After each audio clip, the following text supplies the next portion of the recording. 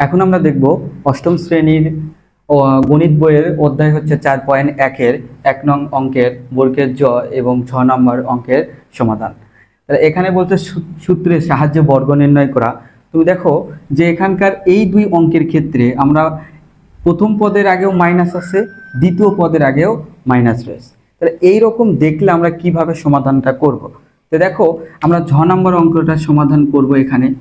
এখন minus x y z minus a b c, তাহলে এটার যদি আমি বর্গ করি তাহলে লেখা যাচ্ছে minus x y z minus a b c whole square.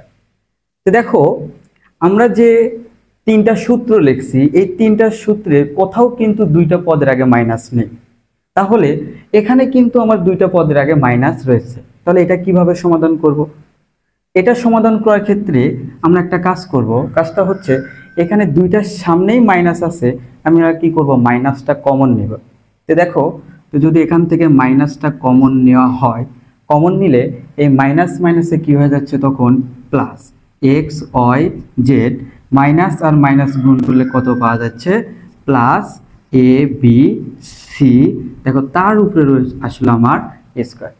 তো দেখো একটা জিনিস দেখো, এই স্কয়ারটা আমার মাইনাসের উপরে রয়েছে, এই স্কয়ারটা আমার এই পুরা এই পদের উপরে রয়েছে। তো যখন আমরা মাইনাসটা স্কয়ার উপরে থাকলো তাহলে আমরা লেখা যাবে যে মাইনাস গুণন হচ্ছে মাইনাস, তাহলে এই দুটো মাইনাস গুণ করলে কত পাওয়া যাবে তাহলে প্লাস। তাহলে আমরা এখান থেকে লিখতে পারছি যে এক্স ওয়াই জেড প্লাস এ বি সি হোল স্কয়ার।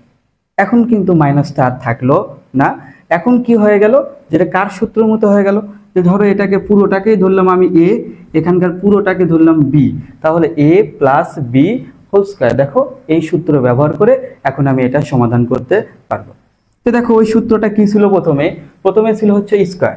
তো দেখো স্কয়ার যদি থাকে এক্স ওয়াই জেড তার উপর লেখা যাচ্ছে স্কয়ার, তারপর দেখো সূত্র প্লাস, তারপর বলছে 2, তারপর হচ্ছে এ হিসেবে কি এক্স ওয়াই জেড, বি হিসেবে রয়েছে কি এ বি সি, তারপরে বি স্কয়ার, তার মানে এ বি সি হোল স্কয়ার।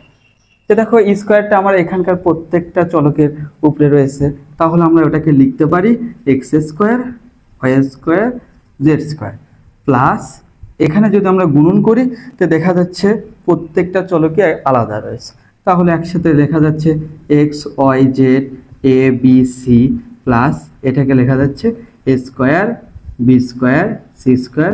এটাই হচ্ছে অ্যান্সার। এবং এটা যে পদ্ধতিতে আমরা সমাধান করছি, আমরা বর্গীয় জ নাম্বারটা এই পদ্ধতিতেই সমাধান করতে পারি।